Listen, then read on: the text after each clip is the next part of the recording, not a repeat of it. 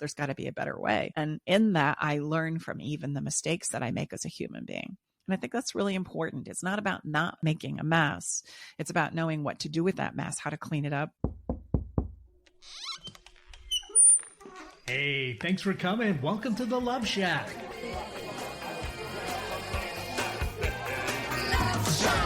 Welcome to the Love Shack. It's a little old place where we get together, explore fresh perspectives, eavesdrop on juicy conversations to discover the things that really matter while having a little bit of fun along the way. I am Stacey Bartley. I'm your host, and I'm sitting here with my co-host and lover, Tom. This is episode number 127, and today we're going to be talking about the 3 signs to help you see and understand, is your relationship worth fighting for? Here's going to be some helpful information to help you decide when you're stuck in the land of what we call maybe. Maybe I should stay, and maybe I should go. Before we jump into our content today, I want to take a moment and just dedicate this episode to our dear friend Donnie and her family. I know she, along with us, would encourage you to fight for the things that you love and the things that are important and that matter in your life. Unfortunately, her and her family lost their 14-month-old granddaughter 2 weeks ago, and we're sending her and her family a tremendous amount of love. So it's tough to be in the land of maybe. And unfortunately, couples hang out in this space for far too long. So I wanted to give you a couple of stories that maybe you could see for yourself of couples that have actually been successful when they too found themselves in the land of maybe. I thought each of us could take one that maybe comes to our mind about the clients that we've supported through this difficult place. And or I also want to say that all 3 of us have been in this very challenging place personally as well. So we're very familiar with what the land of maybe does to us. It creates a tremendous amount of conflict and second guessing, doubt. Some days you're saying, okay, that's it. I've had enough. I'm out of here, only to find yourself hours or a day or 2 later saying, oh man, maybe this is the moment. They finally said or done some of those things that I've been hoping for and wishing for. And okay, let's just, maybe I overreacted. Maybe I'm going crazy. Maybe it's me. And so we stay. And this tends to totter back and forth for, months and years, and sometimes lifetimes. So we thought that these stories would be helpful to help you see maybe where you are. And then I wanted to point out some of the fears that keep us in this place, as well as some of the common things that you could look for that made it possible for these couples to actually get out of the land of maybe and save their relationships for the better. And now that they look back on that period of time as a period of time in their relationship that taught them so much about themselves and so much about their relationship. And they reflect back to that time of being in the land of maybe, often to continue to reap what I call the ROI on those experiences of being stuck there. There's reasons that we get stuck. And so we're going to jump into as much as we can of this. But let's start, like I said, with a couple of stories about some couples that we've worked with and or our own personal story, just so that people can get a touch of what it is it looks like when we're stuck in the land of maybe, and what are some of the things that we wrestle with. And then these same couples, how they've made it through, overcome some of those fears and the common things that were present in their relationship that help them continue on, and reasons that they continue to fight for that relationship, even though there were moments where they thought, oh gosh, there's no way this is going to work. And I guess the first one, if you want me to start, because I know I'm putting you guys on the spot, the first one that always comes to mind for me is our clients, Rich and Janet. These are the poster childs, I feel, for being in a miserable place of being in the land of maybe. And their story is such that this was a second round of marriage for them. They had already been through a divorce, and when they came together, they really wanted to make this one good. And they did everything they could potentially think of on the front side to make sure it was good. It was robust. The children were good. They were good. They ended up, building a beautiful place to live and to start their home. And little by little, things started to fall apart, at which point in time, Janet sought counseling for herself. That was her first step that she took. And as she got into counseling and started to share her story about how her partner was showing up, her counselor began to tell her that she needed to end it. She needed to get out, that this was a toxic relationship. It was unhealthy for her to be here, that he was a narcissist. And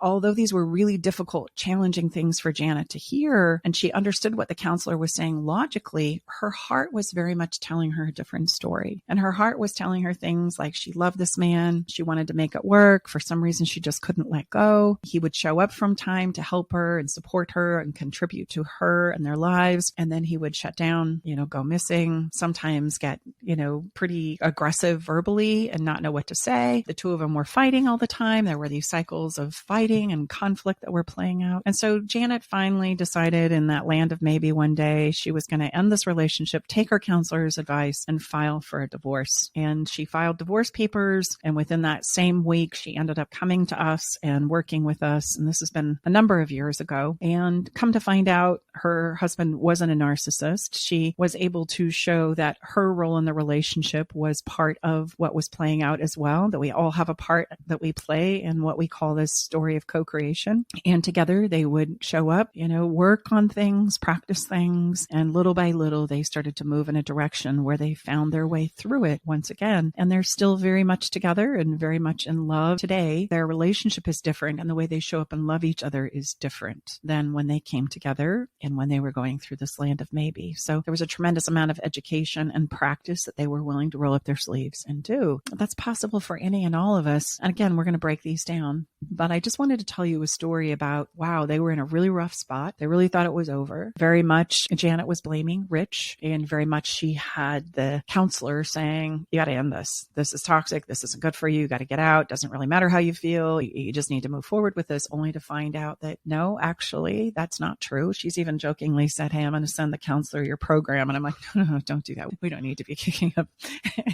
any animosity here, because I know things about counselors and therapists where we're all just doing the very best we know how. So I'm glad that you were able to kind of find your way through it, and I'm honored and grateful to be a part of it. Yeah. And what comes to mind with Rich and Janet is they showed up just so open and willing, and we're, like we say, they're the poster child.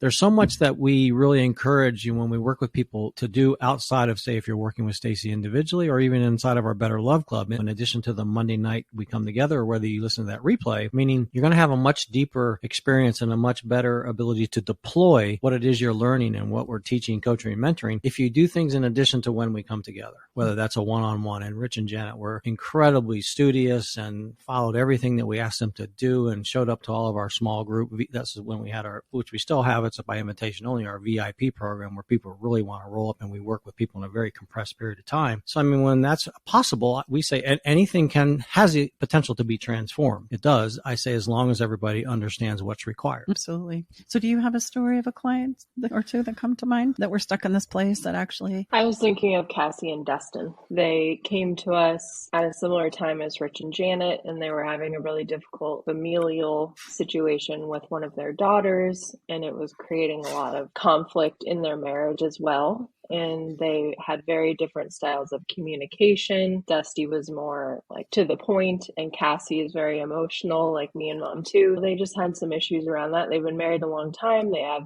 a big family. They were the same. They came to every call. They did all of their homework. Cassie was always asking a ton of questions and getting super clear on what her assignments were. And they were both very vulnerable and showed up with every ounce of wanting their relationship and wanting to save their family and repair the situation with their daughter. I don't know if I've seen any mom want to fix something so bad. It was a really moving experience to be in the room watching her figure this stuff out. And it worked. She got the result she was wanting, but it wasn't because of luck or because of not wanting it. She worked very hard. They worked very hard on their marriage. They worked very hard on their relationship with their daughter. It was a really hard situation, but it worked. And they got the result they were wanting, and they aren't in the land of maybe anymore. I'm thinking of Tim and Katie, and Tim and Katie worked with me privately for about 16 sessions. The dynamic was very much, Tim had become very, very afraid of engaging with his wife because he felt like everything he did or said would only lead to her feeling worse about him, about their relationship, about their life together. And so he very much found himself walking on eggshells. And Katie, by nature, was feeling more and more alone and isolated and more misunderstood. She felt like many times she was the crazy one. She was the one that was getting it wrong and doing it wrong. And so this precious couple felt like everybody was doing it wrong and everybody was unraveling emotionally. And as they were doing that, they would say or do things in the heat of the moment that they didn't want to be saying or doing or didn't want to experience. But in the pain of it all, they just didn't know what else to do. And so they were really on the fence too, to get some help with seeing this through. And maybe like you right now, some of the fears that they had to overcome to actually step in. And I would say this is true for everybody we've just talked about. These three couples that we've just talked about is overcoming the head talk that we can also get stuck in, which is, will this work for me? Yeah, that was a great story, Stace and Tom and Brooke. Yeah, bravo for that couple, but you don't know my situation. This is a real shit show over here. So, will it work for me? And I don't think so. Some days I do, some days I don't. Some days it's just so overwhelming, I don't even want to face it. And they too, very much Tim and Katie had this going on where, Tim would say, no, I don't think it's too late. And she'd say, I hope it's not too late, but I think it is. And there was a lot of conversation about even just getting started with the process. And within one session, they were able to go, okay, there's a little bit of hope here and a little bit of inspiration. And that conversation of, will it work for me, turned to, maybe we can. And I just want you to know that's where everybody starts. Every couple is going to have their fears and concerns about what's happened, what's been said, as we call it, the water under the bridge that has already flowed downstream. Can we recover from this in spite of all the things that have been said and done to each other in this space? That's a mental self-talk that we all have to step over because we're all afraid it won't work. But here's the thing I want you to know. For sure, 100%, you're right if you don't try anything different.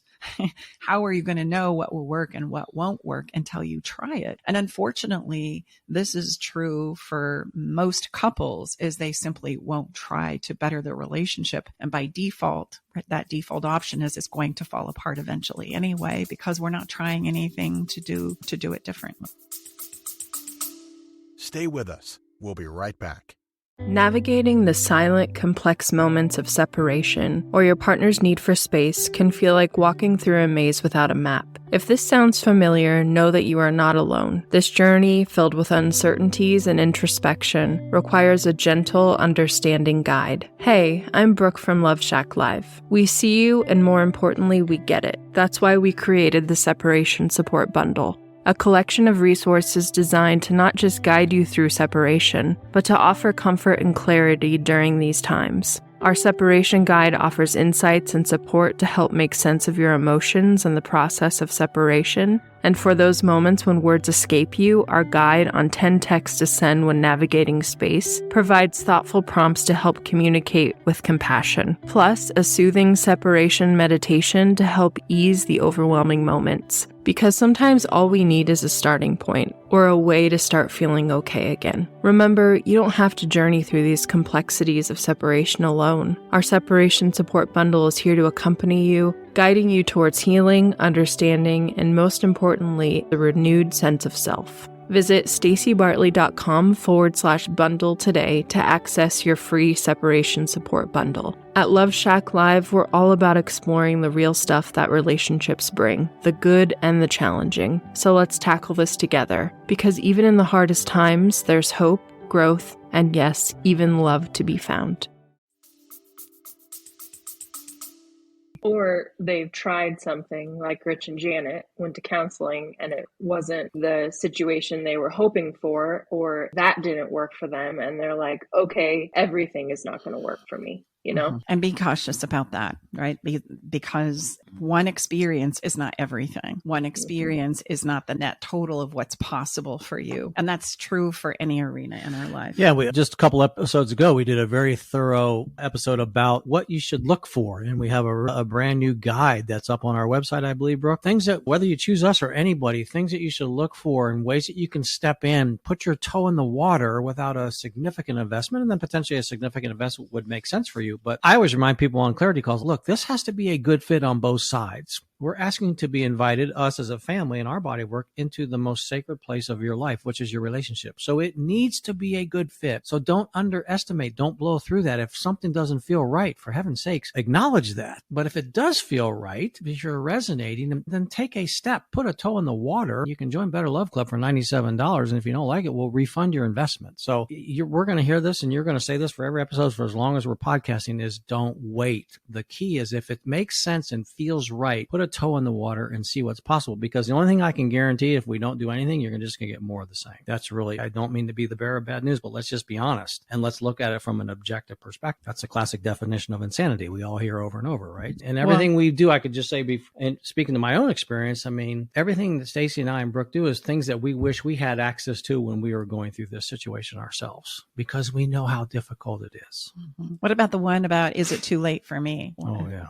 Too much time has passed. Too much has been said. I want you to hear me. It's never too late to try. Because here's the thing. If you try and it doesn't work and all you do is gain some understanding and some new skills as a result of, that's still going to prevent a lot of regret from not trying at all. Mm-hmm. So I would say err on the side of doing something, trying lots of things, especially if you're getting these signs that you're still wanting it to work, your partner's still wanting it to work. We're going to have to overcome that conversation with inside of us that says, oh, it's too late. And I think if all of us, I mean, again, speaking from personal experience, if I truly know I gave something my all, whatever that is for you, for us as an individual, then that's going to really pretty much remove the possibility for regret. Because my understanding is regret comes from is when we think, gosh, did I really give it all that I wanted to before I made a difficult decision? Everyone has to define what that is, but I would suspect some of us say, gosh, no, I didn't, but I still made a choice, because many times we're in a significant amount of emotional pain and we just can't. Another one I see often is I don't know if I can get over or come to terms with some of the things that have happened in my relationship, and I'm caught in that conversation. Like, can I get over this? Can I let it go? I don't know. And before I try and get help and support, I'm trying to make that decision without realizing that's a decision that's made through a journey, and it can't be made on the front end because you don't know if you're going to be able to let it go or not. And we can surprise ourselves, right? Like Rich and Janet did, like Cassie and Dustin did. Both of those couples had a lot of conversation around this particular place and point in time where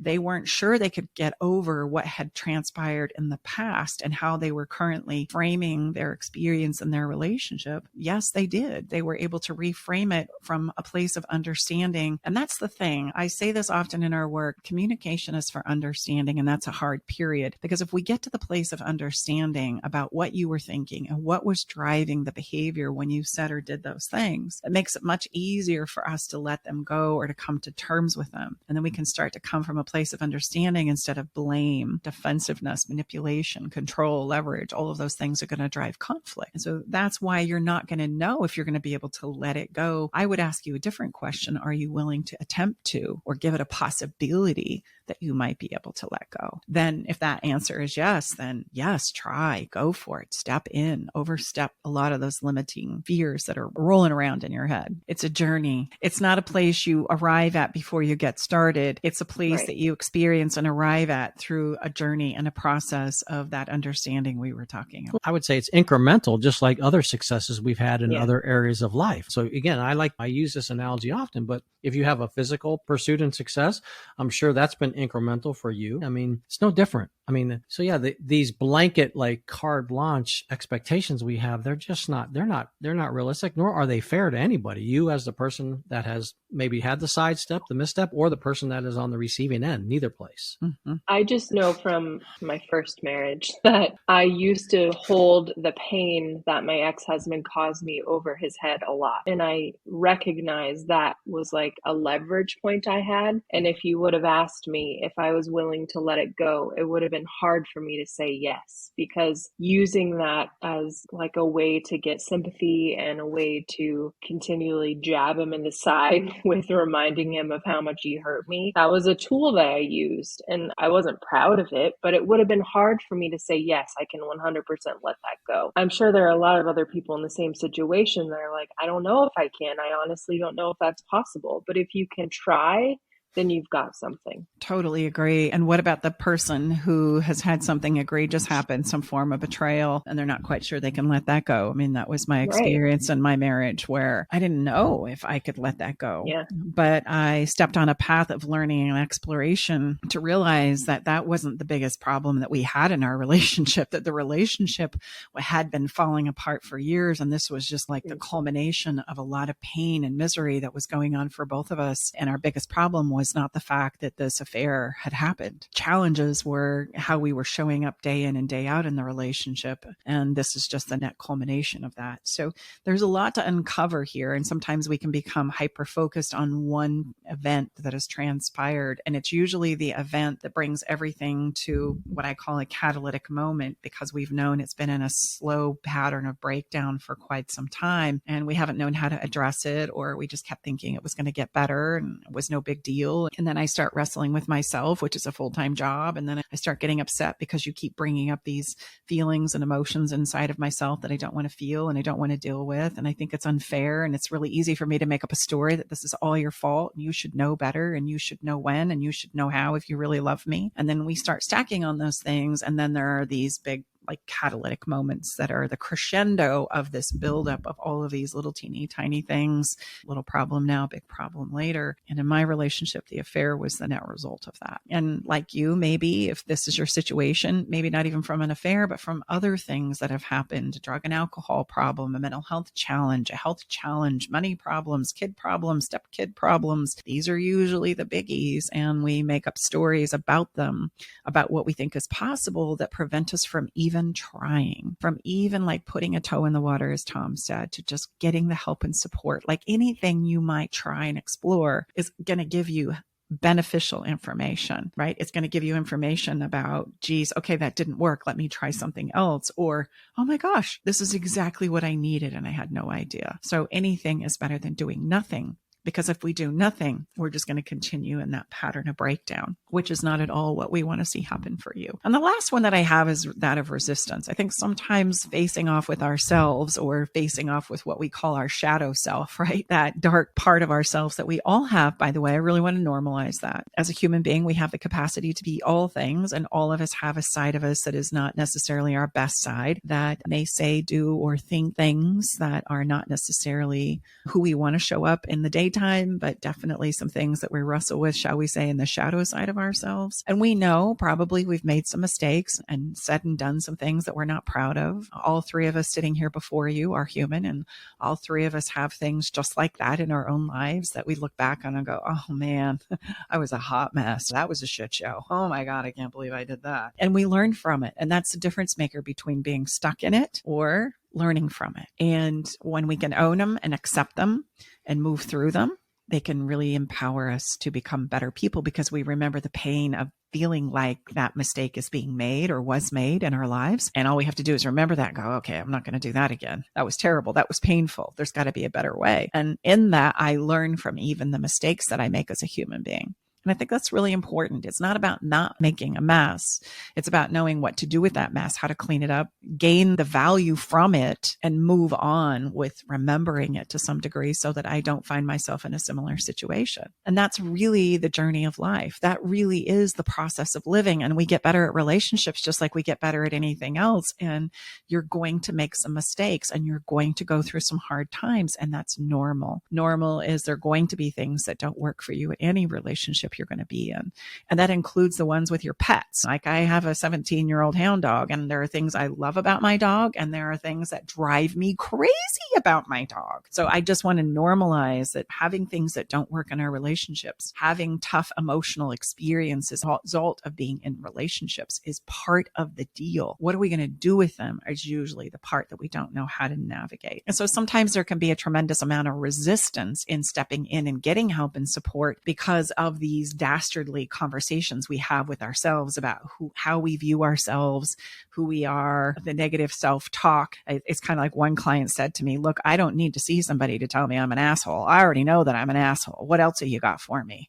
And calm down. Nobody's going to call you an asshole, right? First of all, that's you and your head talk calling you an asshole. And I would just remind us that, and I know again from my own journey, we often underestimate the incredible amount of energy that resistance requires. I would assert we don't realize when we have all this resistance what that is costing us. And if we would just do a slight turn and be open to facing maybe what's going on, you're going to have an incredible resurgence of energy versus the incredible exiting of energy and feeling you depleted.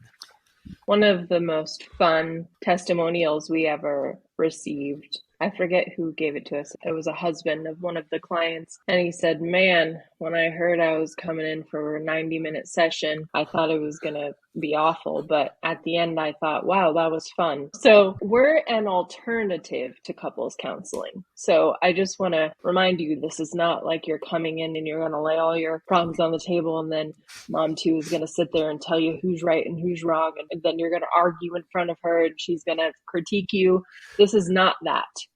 It couldn't be more different. So you have nothing to lose just giving it a try. That's number one. And number two, If you listen to our episodes, which I'm sure some of you have listened to more than just this one, you know who Stacy is as a person, and you're getting a feel for that. And she is a fun, lighthearted, she's super emotional, she will cry with you, she will laugh with you.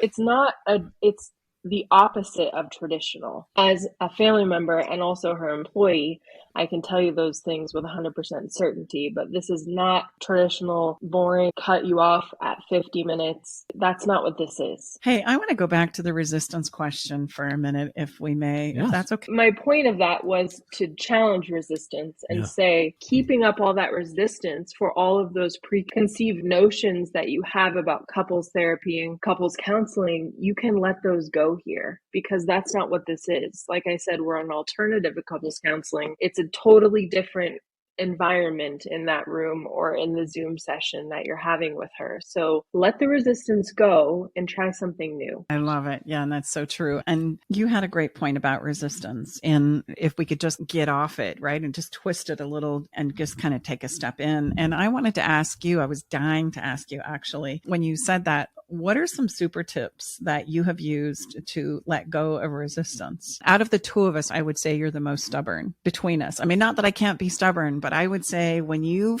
get hung up on a point, like, you can be very resistant. And so I would think you would be a really good person to speak to. What are a tip or two that you could give to somebody who's stuck in the resistance of, yeah, I don't want to hear what you have to say. I don't want to, no. I've already got this figured out. You know, you're not going to knock me off of my decision here. I know what I'm going to do. You know, just shut up and let's move on. Yeah, no, that's a good question. I would say, you have to have the ability to truly objectively ask yourself, is this truly giving me what I want? I know I shared this, I think, on an episode or two ago, but we just came back from, if you're listening live, with a wonderful, much needed weekend break, a getaway with one brother and his partner and two wonderful friends that have an awesome place. We typically leave for this sequence of days about 4:00 after we do our podcast episode and such. And I said, no, we got to do that. I got some things to do. We're not leaving early. And Jim, my brother, said, gosh, what? How about if we were to leave more like around noon? Then we could get there like dinner time and not arrive late. No, I can't do that. And finally I said, and in fairness, I had talked with you about it the day before. And I totally dismissed it. Yeah, you'd shut me down going, oh, and so okay.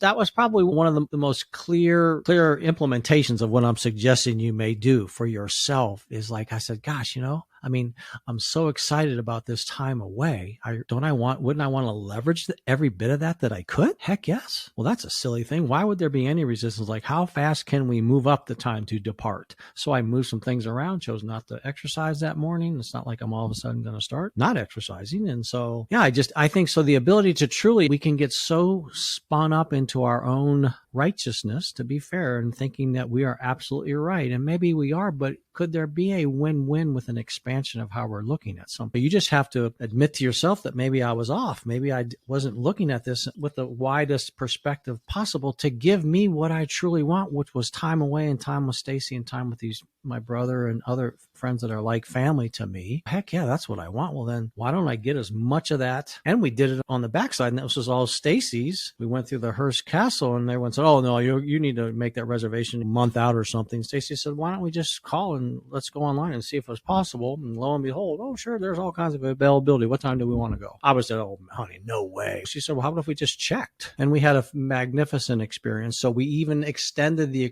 time and the total experience of that long weekend. And it was, I think, how many times do we just automatically dismiss, oh, no way, that's never going to happen. Like, everyone told us that, oh, yeah, you have to do that way out weeks in advance. And Stacy said, gosh, there's oodles of time spots. What time do we want to go? I think, wow, how many times have I done that in other places in my life? At least exploring what's possible. Mm-hmm. And then we were even able to take it a step further and says, everybody was saying, oh, we got to get home. We got to get on the road. And I says, well, maybe we could just go across the street and have some lunch and a wonderful conversation on the ocean. I know we're going to get home eventually anyway. Does it matter if it's 9 or 11? I mean, Well, no, yeah, everyone was expecting us to get home by the end of the evening anyway. So it was we were still honoring our agreements with whom was helping us on the backside, so to speak. So yeah, but as far as your first question, the resistance and such for me, and yes, Stacey is right. I get locked in. That's a good quality in many places, but again, it's balance. Remember, that's a verb. And I was very, very focused on how the day was going to go a week ago, if you're listening live. Well, and I guess what I'm hearing you say then, just to kind of summarize what you had shared as far as like a super tip, is basically to set your story down long enough to explore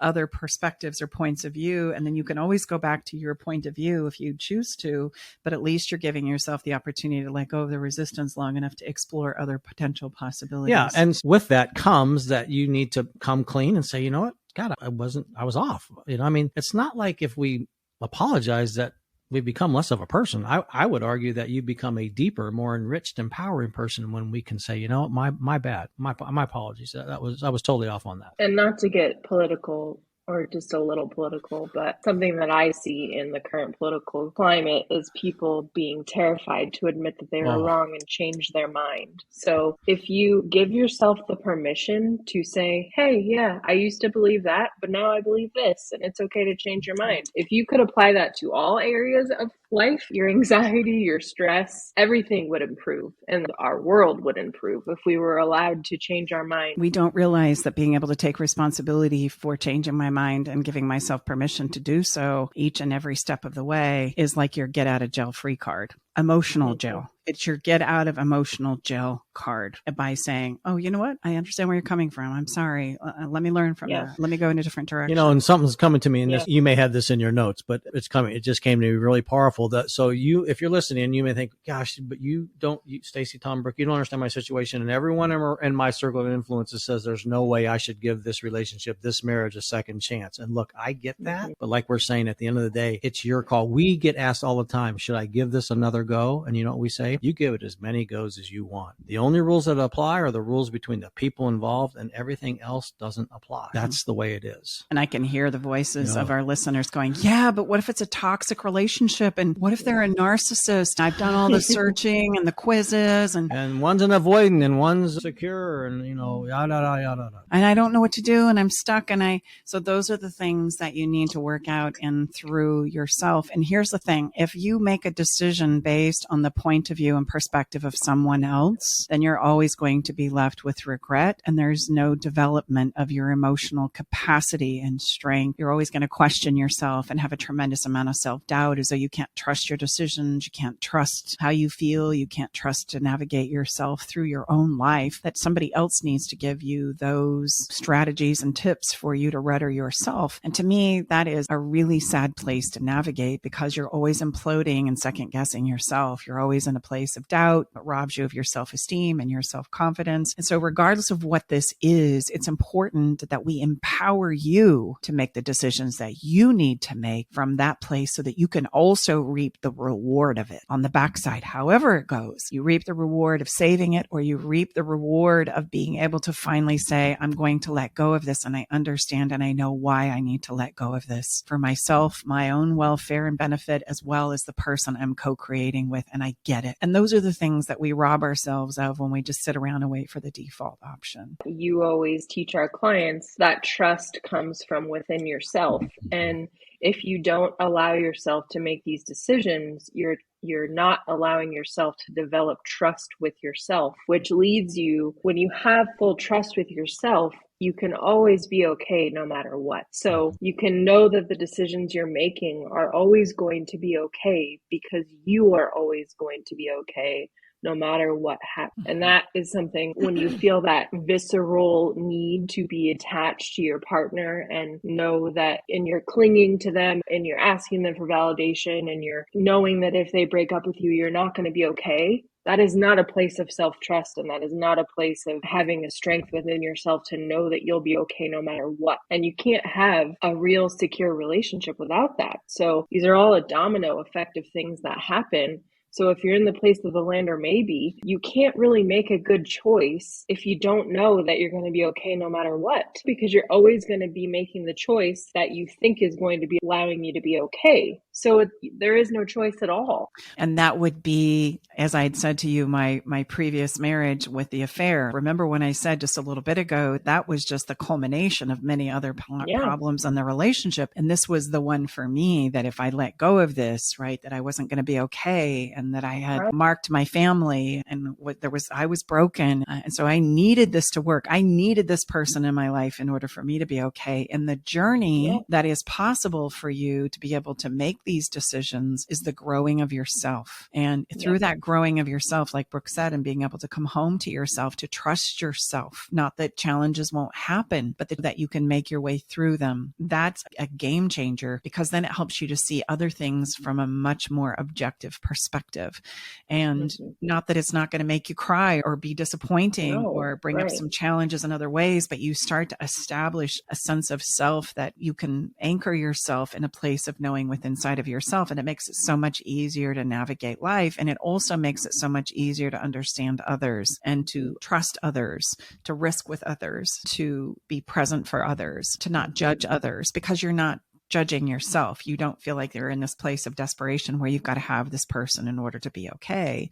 You're coming at it from a completely different angle. And oftentimes that's the journey that needs to be discovered. And when I discover that place, even in the same relationship, I can start to show up differently, which basically helps save the relationship overall, because I'm showing up now in a better place. We show up as good as we feel. And that's a piece that needs to be present in order to save the relationship. It's not like you can smother your partner or desperately need them to such a degree that this is going to save your relationship if they'll just come to the table. There's some things that everybody needs to do to show up differently. And it's either going to save your relationship, or you're going to be able to create what I call a loving release, to go, we gave it our best shot. And now I understand why I can't do this with you, or why you can't do this with me. And that is a game changer too, because then there's not the, I'm going to make you pay. This is all your fault. It's like, oh, I get my part. I understand your part. Oh, wow. This is okay. It's kind of like it's either going to save your relationship or it's going to save yourself. And both. Oftentimes it's both. You're going to save yourself no matter what. And that no matter what is going to save your relationship. And if you have children involved, if you're listening, please, please, please don't ever underestimate what our children are watching. I always remind people on our calls, you signed up for it when you help bring that human into the world. Our children are always watching, no matter how old they are.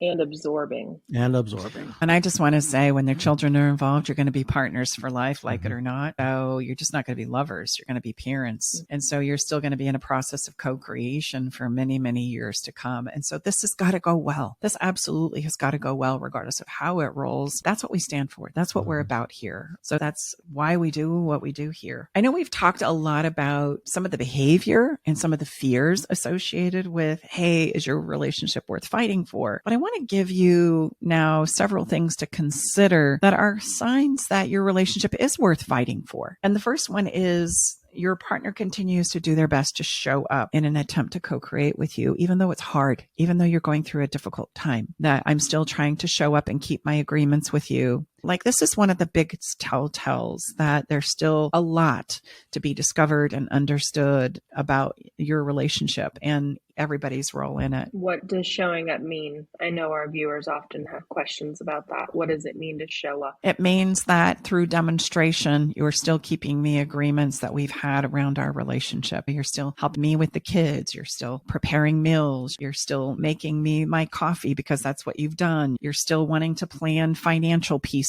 with me. We're still kind of plodding through. It's painful and it's difficult right now. And we know that there's an emotional connection issue, but we're still doing our best to show up for ourselves, for each other, and for our kids, even though maybe the communication has waned and the sex has waned and the conversations have waned and we don't know what to do with ourselves on a date night, but look at our phones and maybe share funny memes or pictures of our friends. But we're still showing up, trying to make progress here. And that's what I mean when I say show up. Okay. Nobody's bottomed out. Nobody's run away. Nobody's shut down. They're showing up. And that is, I always say, you can lie through your words, but you can't lie through your demonstration. And the fact that I'm still, even though it's hard, and even though I might have 1,000 reasons as to why I shouldn't have to do this anymore because of what you said or what you did or how you came across, to not do it, I'm still showing up to do my part, even though it's hard and even though we're both hurting emotionally and not know what to do. That is something worth fighting for. The second one is you're doing your best. You know you're doing your best. You sense that your partner is doing your best, and there's just this huge disconnect that's happening between the two of you. And you're not, you can see that there's lots of misunderstandings. You can see that everybody is getting triggered by the other person, but you can see that you know you're doing your best and you sense that your partner is doing their best. And what would be the opposite of that? So the opposite of that would be somebody has just gone missing. Somebody is checked out. They're avoiding the situation. They don't show up. They don't participate. This is where it starts to get a little tricky, because if I'm uncomfortable and I feel awkward about showing up and saying what I need to say, I might just get busy starting to do a bunch of things for you. This is very common. I'm working my tail off to try and please you, but I'm not showing up emotionally. Don't confuse those two things. This is I'm not doing anything for you, and this is I'm not showing up to share with you either. Now, I could show up and try and do a lot of things for you because I don't know how to say things. That's a very awkward place for me. I don't know what to say. I don't know how to say it. I'm going to try and do all these other things that are going to probably frustrate you, because what you're wanting from me is emotional connection, and I don't know how to go there. So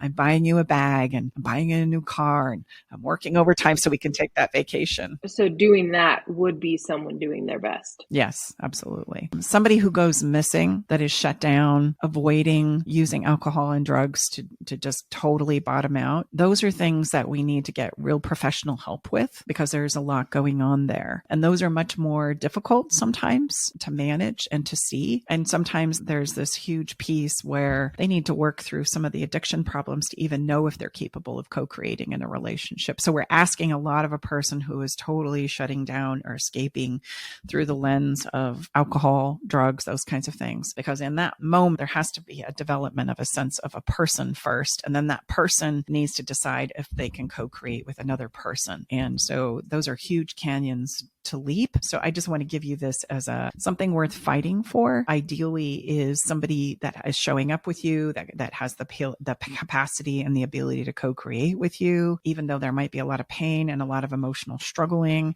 Those are definitely things worth fighting for. If I hear you correctly, babe, not to say that in these more extreme situations that Stacey just shared, we talked about this a few episodes ago, there may not just be at the current time capacity for your partner to take this on. It's not to say that that isn't possible, but the more imminent pressing issue is maybe like an addiction situation or mental health challenge or whatever. We've got to get that kind of on more stable footing. Is that correct, babe? To where we could then step into seeing what's possible in the relationship. When we're in a critical place of breakdown like that with alcohol and drugs and a total shutdown avoidance kind of thing, where I'm not able to keep my agreements and do that piece where I'm showing up and I'm falling apart, person that you're in a relationship with you need to be in a support role with them. And the support role is helping them find their footing inside of themselves before they can even decide if they have the capacity within them to co-create with another human being. And that's why I say that's a huge canyon to jump, because you're not going to be able to decide what's possible in the relationship right now if that's the state where your partner is. It's going to be, you got to get them whole and standing on their own 2 feet so that then they can make the determination about what they have the capacity to do in a co-creation with you. And sometimes that's a hard place. And sometimes at this point, you're so burnt out, the person does not have the capacity to support the person in this place. And that's okay. As hard as that is to say, that's the truth. That's the reality. Sometimes I don't anymore as the support person, because this usually plays out for long periods of time before we realize and understand what's really happening. And now the person who's been keeping it all together for long periods of time is just out of gas. I just can't do this anymore. And now you're telling me I have to support this person through the process of getting whole. Yeah, because that's your best option if you want to continue to explore a relationship of co-creation with them. If you're to the place where you're spent and you're in a process of breaking down personally and emotionally instead of breaking through and making progress, then it's important for you to take those moments and take care of yourself. Because if there's nothing left of you and you're in a process of breaking down, you're not going to be of value to anybody else anyway. Not your kids, not the person you're in love with, not yourself. And so that's a delicate place to navigate is, are we through breaking through, meaning everybody's kind of improving and getting better, or are we in a process of breaking down, even if it's just one of us breaking down? down. That has to be addressed before we can decide what's available in the relationship itself. It's like having the components to co-create with. And if you don't have the components to co-create with, then it's not going to work. You're not going to be able to save that relationship. So you've got to bring two people who are in a place and have the emotional capacity to co-create for this to be a healthy, thriving relationship. And that's a delicate dance that we all have to walk, and we all have to be willing to do our part. I hope that gives some clarity and some distinction there, and some ways for you to kind of help. That's what this episode is about, is helping you see, okay, do I have things worth fighting for? Yes, there are many things worth fighting for. And I hope that this helps you create some distinctions around those. Often what shows up too is you both long to be emotionally and physically reconnected. You're just not sure how to get there. You can tell that both of you are trying to get there, but there just seems to be this continuous place of just missing each other. And if you're watching me on video, my hands are like a top and bottom of each other.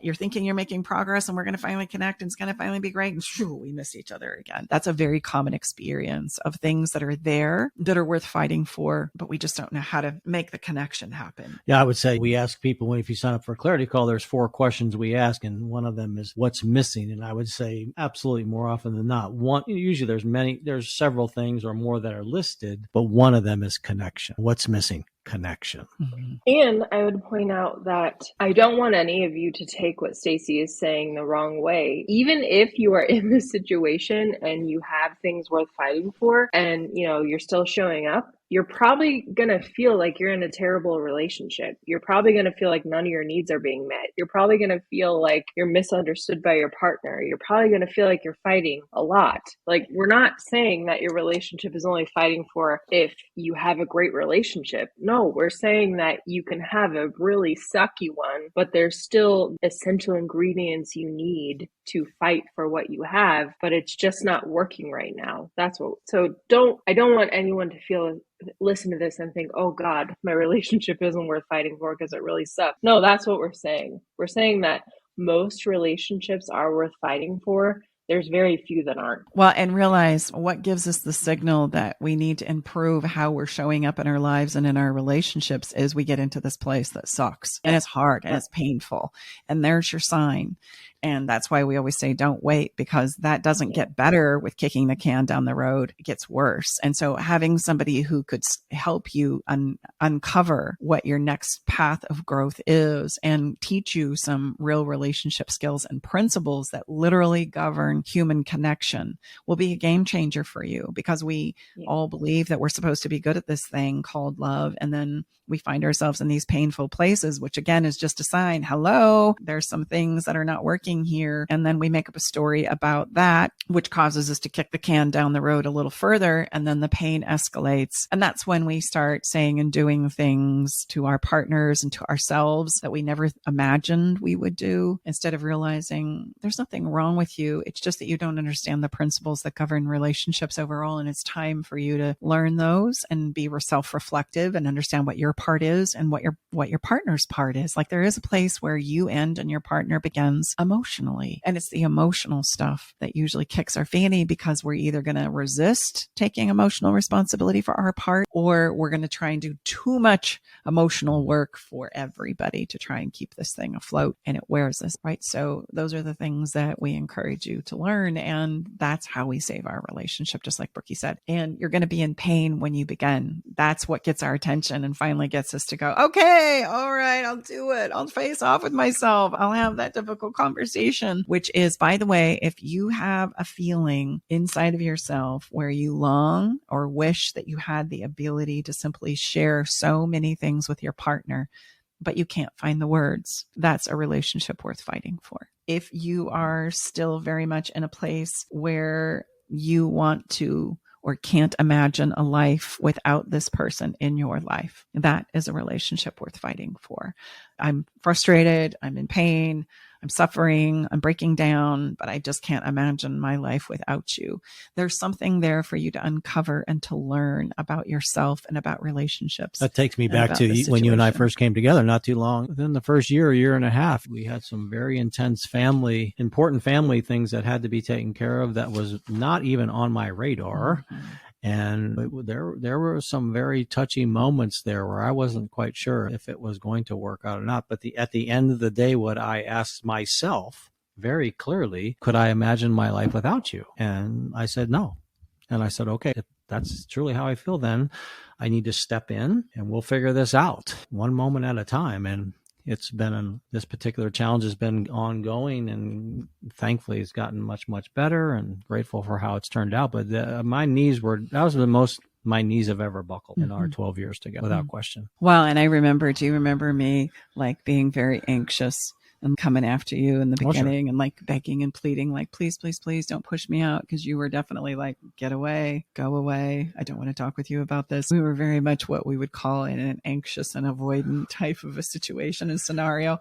I only bring this up because I want you to see that those aren't places we arrive. They're experiences that we have. So if you're finding yourself right now in an anxious, avoidant experience, that's not who you are. Oh, you're so much more than that. So common, where one is wanting this so bad and the other one is just give me some time. And I remember you like pushing me away, and I finally had to, with inside of myself, we've touched on this in this conversation today, go, however this goes, you're going to be okay. And if I didn't have the ability to go there, I wouldn't have been able to stop that anxious place inside of myself. There was a moment where initially I was reacting as like, oh, please, please, please, let me come close. Tell me it's going to be okay. And you're like, get away. I don't know if it's going to be okay. You need to give me a minute. And the only way I was able to give Tom the time that he needed to truly choose in, which is what I really wanted at the end of the day, was to be able to know in my heart of hearts that I was going to be okay, however this went.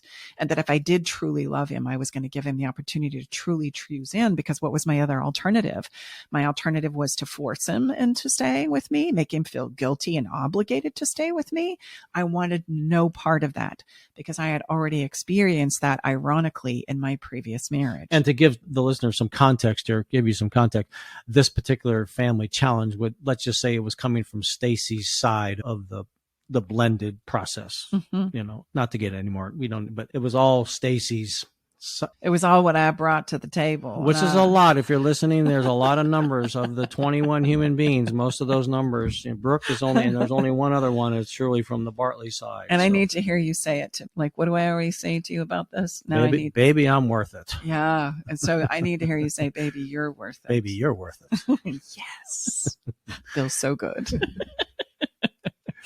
I love you, Mr. Bartley, and I'm grateful that we made it through. And I know that our clients that we serve and support in this very challenging place would say the same. Geez, I'm so glad we made the journey, even though it was challenging. I grew so much and I understood so much, and I'm so thankful that we took the challenge. And I would also say that's true about couples who have decided that they needed to let go of each other. We have those happen over here too.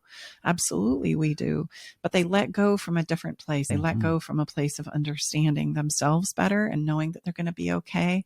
It's like they have developed the confidence and the self-esteem and the courage to be able to navigate life, accepting what is true. And everybody gets a place to truly choose in and genuinely co-create a life from a different place. And just because your relationship ends doesn't mean that there hasn't been wonderful things that were created. Like the good still counts. It still counts, even though we didn't end up going the long haul like we thought we would when we first came together. And we can always celebrate those things. And that relationship experience that I've had with this person, it is a part of who you are and who you're going to become. Like those things always play a role in who it is we're developing into. And in my book that I wrote and released a year ago, in the back of that book, I gave credit to every single person who I have genuinely been in love with, because I acknowledge and see how each and every person that loved me the very best they could with all their capacity, and me too, contributed to who I am today. And you probably wouldn't be shocked if you haven't seen the list. It's rather lengthy. Because Stacy loves people and people love her. So what a shock. And I'm also grateful to share with you, and this is a place that has great passion with me, is a love and release. They say, oh, isn't that cute, Tom and Stacy and Brooke? No, it's true, because I created that with Brooke's mom, and I'm grateful to say we're close friends to this day. I was just texting her on the way back from our trip, and I can't express the gratitude. What would I pay for that? Everything. Yes. And if Roxanne is listening to this podcast, Hey, baby girl, I hear you fooled around and fell in love. And I could not be more happy. I could not be more excited for you. So here's the bottom line. I'm going to summarize this for you, and I'm going to make this really simple. We've talked about the fears. We've given you some ideas to consider, contemplating, to know that you've got something to work with. But let me just boil it all down to you and make it really, really simple for you in this podcast episode. Number one, you're not going to be able to move forward in any direction without being vulnerable. That's just the way it works. If you're going to be defensive, you're going to stay in manipulation, you're going to stay in blame, you're going to stay in leverage, want the upper hand, control, not want to express how you think or feel, or not be in a place where you want to be self-reflective, you're not going to move.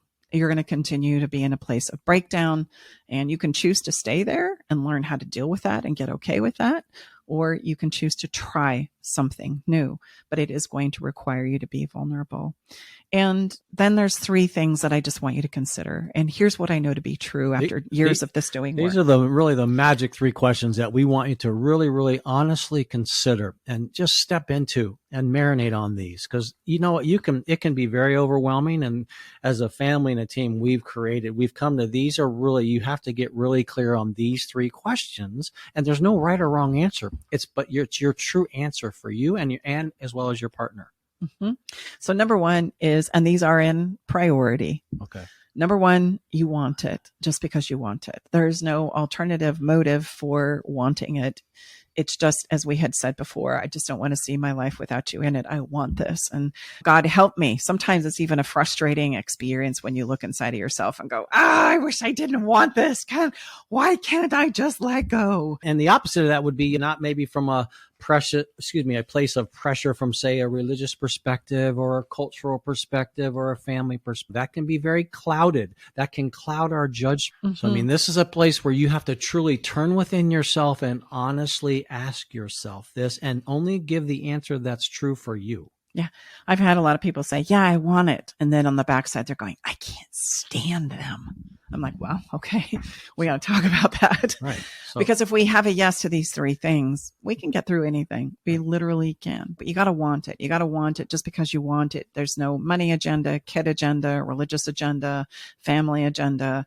It's just you look inside of yourself and go, gosh, I really want this. I want this with you. And God help me. I don't know how we're going to get there, but that's what I long for. That's what I want. That's Rich and Janet. Janet just wanted it. And she was hearing all of these things from other people and so-called experts. And yet in her heart, she was like, but I just want it with you. I just feel like it's possible with you. I want you to listen to that. Do you just want it for no alternative reason? Number one. Number two. You're willing to let the past go. We touched on this one when we talked about fears. You may not know how, you may not know if it's possible, but you're willing to entertain the idea of it. Because in order to go in a different direction, we are going to have to let the past go as we learn from it, help us rudder it in a new direction. So am I willing to try to let the past go? I may not know if I can right now, but I'm willing to try. We got a yes there? Okay, we can work with that. And the last one is you're willing to learn new skills. And more importantly, not only learn them, but practice them. And if you can say, yes, I want it. Yes, I'm willing to attempt to let the past go, and I'm willing to learn new skills and practice new skills, then you've got a home run right there. That is a relationship worth fighting for. And you can step in and start doing that on your own right now, because that's the other thing I want you to know and understand. You don't have to wait until your partner's ready to do these things. If you're in this place, it's important that you take action for yourself, because that's going to prevent you from being in that place we talked about of breakdown. Breaking down is where you're going to go if you sit and wait and wait. If you know you're ready and these are your three answers, you got a yes, yes, yes, then step in and get moving, because your capacity to influence your relationship for the better is far greater than you can even imagine right now. And it many times is the catalyst that can be the inspiration and the invitation by your new demonstration to your husband, your wife, your partner that's maybe hesitant, that's unsure, that is afraid. Can we guarantee that? No, we can't. Does it happen often? Yes, it does. So don't discount you showing up in a different manner, much more empowered, a place of certainty and clarity is going to be a powerful catalyst that your special someone will absolutely notice. Because I remind people, how often do we encounter people that maybe we've known for quite some time that starts showing up differently? It doesn't happen too often, but when it does, you know what? We notice, wow, what's going on with you? So that's the power. Everything is about behavior in our world. It rules the day. So when you're showing up in a different manner, more empowered manner, it does get noticed. It does. So I feel like it behooves us to just say these one more time as we sign off and say, okay, that's a wrap. You got this. Do you want it? Are you willing to let the past go? And are you willing to step in and learn and practice new relational skills that are going to set you up for the rest of your life? If you have a yes, then it's time to take a step and move forward and take some action on that, even if your partner isn't ready to do so. It's not the beginning of the end. It's the beginning of new possibilities. I want you to remember that. So if you need some help and support in this place, that's what we do. That's why we're here. That's why we exist. You can reach out to us, schedule a clarity call, or you can join our Better Love Club, which is online. And you can also schedule a private session with me, one-on-one, online or in person. If by chance you're in the Auburn, California area, I would love to connect with you and see what we can do to help you step into saving your relationship.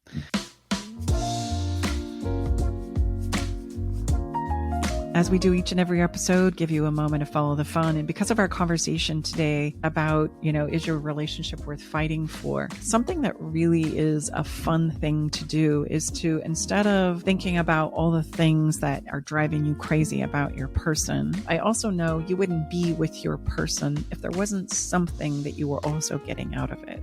If there wasn't some benefit from this person being in your life, you wouldn't be here. That's just how we operate as human beings. So it's never all bad or all good. There's usually a measure of both. And so today for our Follow the Fun moment, I just want to encourage you to find 3 things that you really love and appreciate about the person you're with. And I'm going to encourage you to either verbally tell them about it, about these things that you love and appreciate about them, or you can put it in a note. You can put it in a postcard. You can even text it to them, but show up and tell them how you're feeling. Remember what I said when we were talking about saving your relationship at the very end? You can't move forward without being vulnerable. Well, this is that vulnerable moment. Tell them what you love and appreciate about them, even if it's that they're helping you with the kids or taking out the trash or making a meal, or how last night they put their arm around you and you had a moment of reassurance that you haven't felt in a really, really, really long time. Let them know that means something to you and that you appreciate it. That's your Follow the Fun moment today. And I know everybody has the capacity to do that. The only question is, will you do that? I hope so. I hope that you'll take that moment to do this. Today's song is Oceana's Renke's. Oceana is the artist. I want to make sure I'm clear here. And Rini is the song. There's a featured artist in this song, Olivia Esquios, and the song is absolutely beautiful. And I chose it today because the lyrics say, it's never too late to try, make your mistakes, keep on the move. That's life. Don't you think it's beautiful? A new day dawns and we get to live some more. Not everyone gets to do it all. So let's take it day by day and let tomorrow make its way. And I think that's just a perfect song, not only in dedication to our dear friend Donnie, but for this conversation. Like if we don't try, we're not going to know what tomorrow brings. And at the end of the day, it is beautiful because we all get another chance at tomorrow. And sometimes just living today and letting tomorrow take care of itself, that's a beautiful thing, that we might have another shot at it and we might have another moment to learn, to grow, to understand, and to expand ourselves as human beings. Like that really is life. So check out the song. You can do that on my website, or you can also do it on Spotify at the Love Shack Live playlist. We have a song that's attached to each and every episode we've ever done because we feel like music is important to help us feel the essence of the message that we're attempting to convey to you. So that's it for another episode of Love Shack Live. Thank you so much for being here with us. We so appreciate you spending time with us here in the Love Shack. And listen, if there's ever a conversation that you want to have here, if you have questions about this episode, you want to send us a comment or connect with us in any way, just know we would love to hear from you because we're dedicated to having the conversations that you want to have here inside the Love Shack. So just reach out. We'd love to support you and connect with you in any way that we possibly can. So until we see you again, know that we're sending you off with a ton of love, a big squeeze, and hopefully today you have a little more hope in your heart than when you started. Bye-bye for now. Okay, everybody, time to go. We got to close the doors to the Love Shack for this week. You don't have to go home, but you can't stay here. Come back next week, though, and join us for another edition of Love Shack Live with Tom and Stacey Bartley.